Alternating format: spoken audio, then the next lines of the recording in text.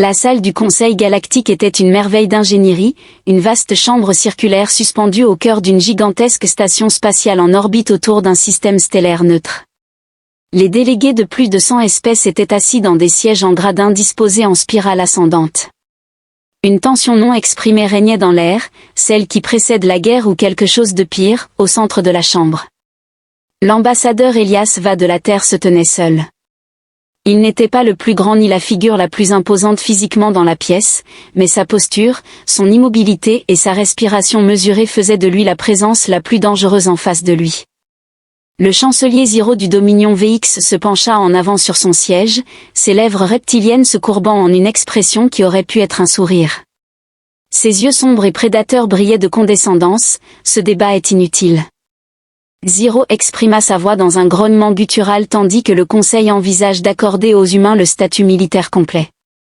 Il me semble risible de croire sincèrement que votre espèce ait mérité une place parmi les guerriers. Un murmure parcourut la chambre, certaines espèces pouffaient d'un son sec provenant de l'insecte rampant, un grondement profond provenant du cortex blindé, d'autres restaient silencieuses, leurs yeux allant de Va à Ziro, sentant l'orage se préparer. Va ne broncha pas, il se tenait avec la précision d'une lame, ses mains reposant légèrement sur la table devant lui, son visage impassible mais ses yeux froids et bleus comme une mer arctique fixaient Ziro d'un regard qui aurait pu déchirer le métal. « Vous supposez beaucoup, chancelier, dit-il d'une voix calme. Même vous croyez que les humains craignent la guerre. » Ziro rit d'un son rauque et sec. « Ne craignez pas, ambassadeur, votre espèce. Il ne comprend même pas la guerre, a-t-il indiqué d'un geste de sa main griffue. Les VX ont combattu dans 5 guerres galactiques, nous avons anéanti des planètes, réduit des civilisations en cendres, nous avons vu naître des guerriers. La crucible du combat, évoquée dans ce contexte, met en lumière la prospérité des êtres humains qui privilégient le dialogue, la négociation et évitent la guerre par crainte des conséquences, comme en témoigne le silence qui s'ensuit. Sa respiration était lente lorsqu'il parlait, sa voix était différente, plus douce, plus froide, portant le poids de quelque chose d'immense et d'ancien. Pensez-vous que nous évitons la guerre parce que nous la craignons? Il laissa les mots se poser, les laissant flotter dans l'air comme une guillotine. Non, chancelier, nous évitons la guerre parce que nous la connaissons trop bien. Le sourire narquois de Ziro vacilla lorsque Va fit un pas en avant lent et délibéré, ses doigts se recroquevillant contre le métal. Sur le podium, les jointures pâles, il ne s'adressa pas à Ziro mais à tous ceux présents dans la chambre. Nous ne désirons pas la guerre comme le font les VXS, nous ne mesurons pas notre valeur en fonction du sang que nous versons, mais ne confondez pas cela avec de la faiblesse, son regard balaya la pièce. Chaque espèce présente dans cette chambre a connu le combat, a combattu des guerres, perdu des proches, reconstruit, mais dites-moi, lequel d'entre vous a déjà combattu une guerre contre les siens? Silence. La mâchoire de Va se contracta. Bien sûr que non, car vous êtes unis par la biologie. Une espèce pendant des millénaires, les humains ont combattu contre eux-mêmes, suivant une règle, un chemin. Chaque parcelle de notre histoire est écrite dans le feu et le sang. Nous ne combattons pas les étrangers, nous nous battons contre nous-mêmes. Une onde de malaise traversa la chambre, certains délégués se déplaçant et se regardant les uns les autres. Va continua. Nous avons combattu des guerres avant d'avoir des nations, nous avons combattu pour la terre, pour les dieux, pour les rois, pour la liberté, pour le pouvoir, pour la vengeance, et lorsque nous avions réduit notre monde en cendres, nous avons combattu à nouveau. Sa voix se fit plus ferme. Des guerres qui ont duré des décennies, des guerres qui ont vu des villes réduites en poussière, des guerres où nous avons fabriqué des armes capables de mettre fin à toute vie sur notre planète et nous les avons utilisées. La pièce était d'un calme mortel, l'expression de Zio était indéchiffrable. Il avait anticipé la défiance, mais il n'avait pas prévu cela. Va fit un pas de plus. Sa voix baissant, il nous qualifie de faibles car nous privilégions la diplomatie, pensant que nous manquons de courage pour la guerre. Ses lèvres se sont légèrement retroussées, laissant entrevoir quelque chose de dangereux dans ses yeux. Vous confondez la patience avec la peur, vous confondez la retenue avec la lâcheté. La chambre du conseil semblait plus étroite maintenant, les murs se rapprochant alors que Va baisser la voix pour chuchoter chaque mot. L'atterrissage comme un marteau, vous devriez prier pour ne jamais voir un être humain vraiment en guerre. Les mots planaient dans l'air, lourds et suffocants, la tension était si épaisse qu'elle aurait pu étrangler Zir. Les doigts de Ro ont frémi contre l'accoudoir de sa chaise lorsqu'il a ouvert la bouche pour parler, mais pour la première fois, il y avait de l'hésitation, un éclair de quelque chose d'autre. Quelque chose d'approchant l'incertitude ne l'a pas fait attendre, il a reculé, a redressé son manteau et s'est tourné vers le président du conseil. Je crois avoir répondu aux préoccupations du chancelier, sa voix était à nouveau fluide et maîtrisée. Devrions-nous procéder au vote ? L'entité imposante à la peau translucide, connue sous le nom d'anarchiste, qui était le président, l'observa avec des yeux multifacettes, puis prononça ces mots, « La motion est adoptée. Le statut militaire de l'humanité est désormais soumis à un vote. » Va inclina la tête en se détournant, ne regardant plus Ziro. Il n'avait plus besoin de le faire car la pièce n'appartenait plus au chancelier VX, mais à lui. Le silence régnait dans la galaxie. Le hall du conseil n'était absolument pas du genre à suivre dans une conversation, mais plutôt le genre à intervenir lorsque quelque chose de monumental venait de se produire. Elias se tenait droit au centre de la pièce, les mains croisées dans le dos, son expression impénétrable. L'atmosphère était chargée, comme si le poids de ses paroles planait encore, pesant sur les délégués réunis en face de lui. Le chancelier Ziro du Dominion VX était assis raide, ses doigts de repan tapant contre l'accoudoir de sa chaise. Le sourire confiant qu'il arborait auparavant avait disparu, remplacé par quelque chose de bien plus dangereux, un prédateur sentant qu'il pourrait ne pas être la force dominante dans la pièce. Puis Ziro rit, un son lent et délibéré, un grondement résonnant qui résonnait dans la chambre. Des mots impressionnants, humains, méditate-t-il, ses dents de requin scintillant.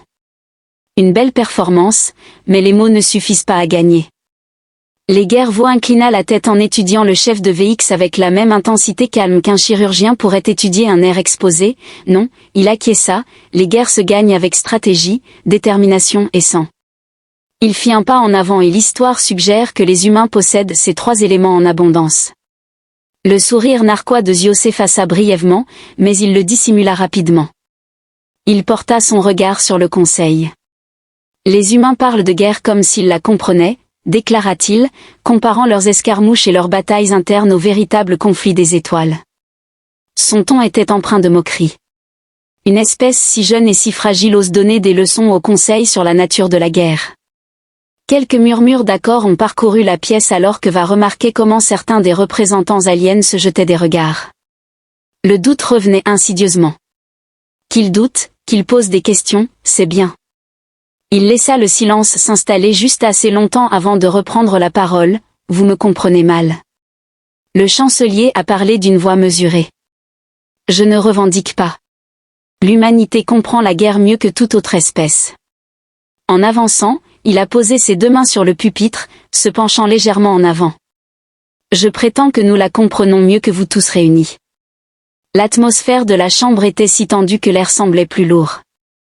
Ziro ricana, mais cette fois-ci, il n'y eut aucun rire. « Quelle preuve offrez-vous » Le regard de l'ambassadeur va balayer la pièce, rencontrant tour à tour le regard de chaque délégué, puis il prononça les noms. L'ensemble laisse les batailles de Stalingrad, de Normandie, du Pacifique, du front de l'Est, de la guerre de Corée, du Vietnam, du Golfe. Il laissa les mots s'insinuer, observant la confusion se dessiner sur des visages étrangers. Des guerres menées sur une seule planète, poursuivit-il, des conflits où des millions ont péri avant même que le premier vaisseau interstellaire ne soit un rêve. Nous avons réduit en cendres des villes entières, nous avons revécu. Les paysages transformés par l'histoire ont fait tomber des empires à genoux avant même que nous ne quittions notre monde d'origine. Un murmure discret se répandait dans la chambre, certains individus observaient. Les autres perturbés semblaient intrigués. Va n'avait pas terminé et lorsque nous sommes arrivés aux étoiles, il laissa la question en suspens avant de répondre. Nous n'avons pas arrêté, il tourna son regard vers Ziro. Vous vous vantez de 5 guerres galactiques, impressionnant. Mais dites-moi, chancelier, combien de vos compatriotes ont combattu dans ces guerres ? Ziro hésita, pas de manière évidente mais suffisamment pour que l'Eva le remarque. Nous combattons comme un seul homme, déclara le chef des VX avec prudence. Nos guerres sont menées par ceux qui y sont prédestinés, acquiesça lentement Va. Prédestinés, répéta-t-il. C'est là que réside la différence.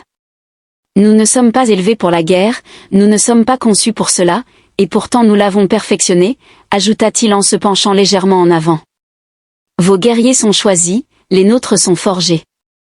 Chaque génération, chaque guerre, chaque bataille nous façonne.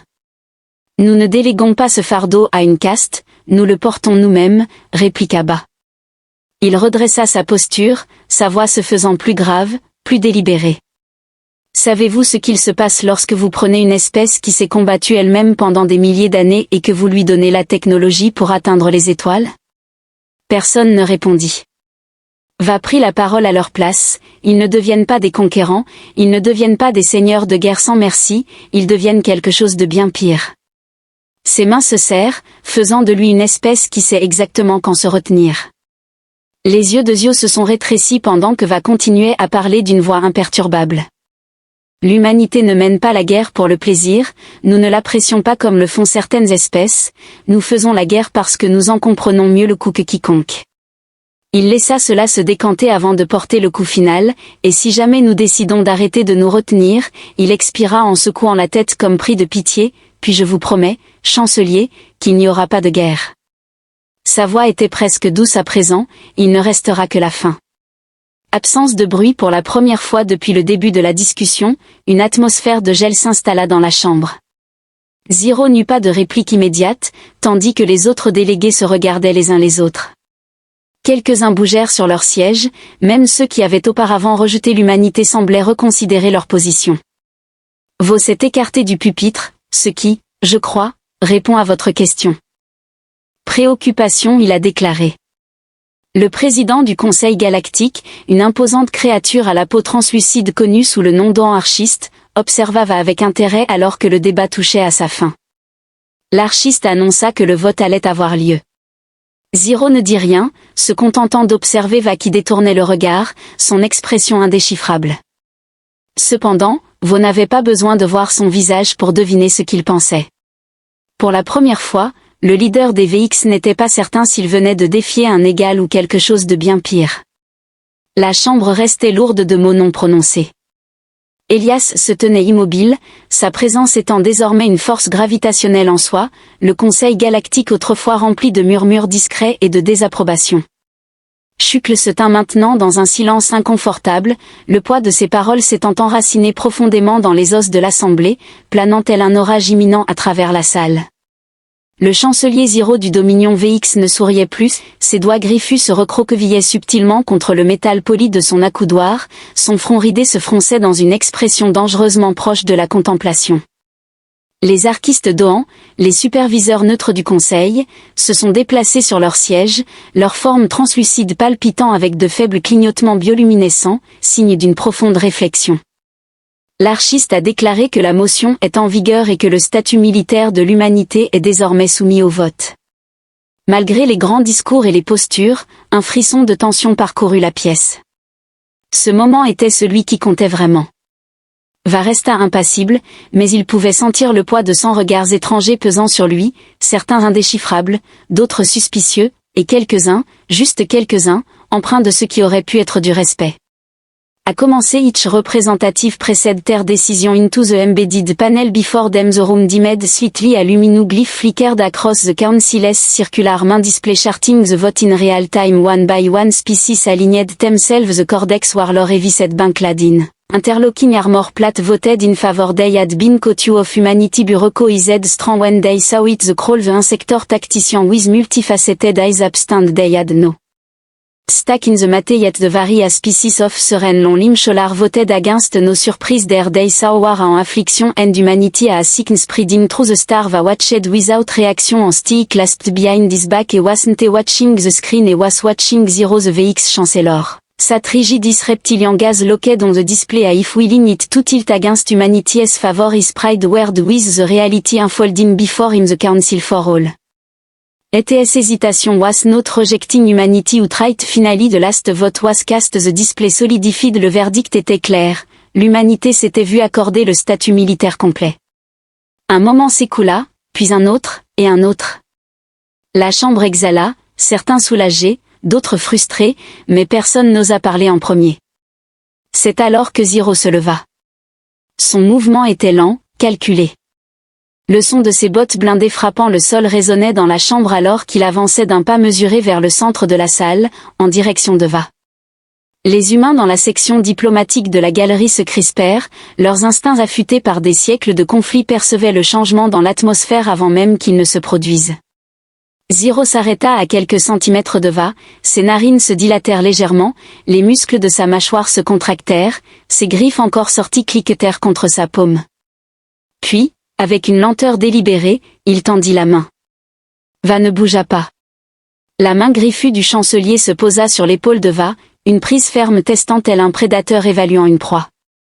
J'ai sous-estimé votre capacité, humain Zir. La voix de Ro était maintenant plus calme mais tout aussi menaçante alors qu'il soutenait son regard sans ciller. Un battement de silence, toute une galaxie retint son souffle, puis Ziro laissa échapper quelque chose entre un soupir et un grognement. Une erreur que je ne commettrai plus, déclara Va en inclinant légèrement la tête, tout comme le reste du conseil. Je suis prêt. Les griffes de Ro se sont contractées puis rétractées en signe d'approbation silencieuse, puis il s'est retourné et est retourné à sa place sans dire un mot.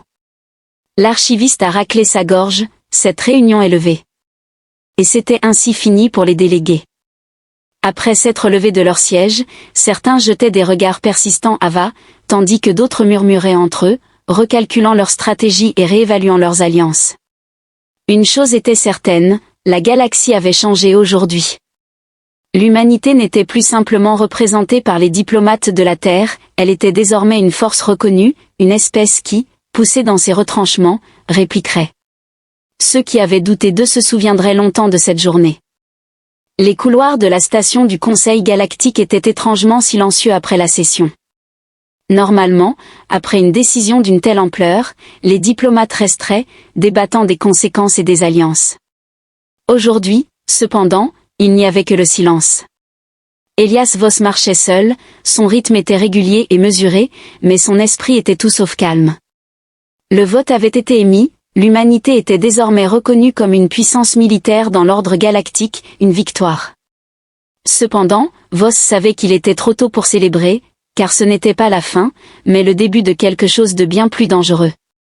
Des pas résonnaient derrière lui, mais il ne se retourna pas, sachant déjà qui s'approchait. Le chancelier Ziro, le pas du seigneur de guerre reptilien était lent mais délibéré, ses lourdes bottes résonnant dans le couloir autrement vide. Vous ne retournez pas immédiatement à votre vaisseau. Ziro remarqua d'un ton neutre que vous continuez à marcher sans faire de pause, puis déclara, c'est bien, car nous n'avons pas encore terminé, toi et moi. Lorsque Vo s'arrêta enfin, il se tourna en gardant son expression impénétrable. Ziro se tenait à quelques pas de là, les bras croisés sur sa poitrine, ses yeux dorés étudiant Va avec attention. Je vous ai sous-estimé, humain, admit le chancelier. C'était une erreur. Vous n'êtes pas le premier. Vo a déclaré que la mâchoire de Ziro se serrait en disant « Non, mais je serai le dernier ». Vo ne répondit pas immédiatement. Il laissa les mots s'installer, pouvant ressentir le poids qui les accompagnait. Ce n'était pas une menace, mais une promesse. Il pencha légèrement la tête. Vous vouliez l'humanité sous vos pieds, n'est-ce pas? Quelle importance cela a-t-il pour vous si nous détenons un statut militaire? Ziro expira par le nez, ses griffes se contractant légèrement avant de se détendre. Parce que votre espèce est imprévisible. L'imprévisibilité n'est pas une faiblesse. Vo a réfuté que Ziro a admis que c'est une responsabilité. Il s'est rapproché d'un pas de l'ordre galactique qui existe parce que nous connaissons nos ennemis, nous connaissons comment les autres combattent, comment ils pensent, ce qu'ils sont prêts à risquer. Nous avons combattu les mêmes guerres avec les mêmes règles depuis des générations. Son regard s'assombrit, puis vous êtes arrivé, Va ne dit rien, Ziro continua, vous parlez comme des diplomates, mais pensez comme des seigneurs de guerre. Vous recherchez la paix, mais vous vous préparez à l'annihilation. Vous revendiquez la retenue, pourtant votre histoire est trempée dans le sang. J'ai vu des espèces s'élever et tomber, humains, sa voix baissa, vous êtes quelque chose de différent, quelque chose qui ne trouve pas sa place dans l'ordre que nous avons établi. Vous rencontra son regard de manière égale, puis dit, peut-être que votre ordre n'a jamais été destiné à perdurer. Un silence s'installa, les lèvres de Ziro se crispèrent dans une expression presque amusée, arrogante et réaliste. Les yeux du chancelier se sont brièvement voilés d'une expression indéchiffrable, puis il a fait un pas en avant, dépassant Vam et s'arrêtant juste à côté de lui. Tu as maintenant ton statut, murmura Ziro, mais au moment où l'humanité franchira la limite, au moment où tu deviendras ce contre quoi tu nous as mis en garde, je serai là pour y mettre fin. Va ne le regarda pas, tu ferais mieux d'être prêt. Ziro s'attarda un instant de plus avant de s'éloigner, ses lourdes bottes résonnant sur le sol. S'éloignant lentement, il expira doucement, fermant les yeux l'espace d'un instant. La guerre n'avait pas commencé ce jour-là, mais ce jour-là l'avait mise en marche. Il se tourna de nouveau vers la baie d'amarrage, vers son vaisseau, vers la terre. La tempête approchait et l'humanité serait prête.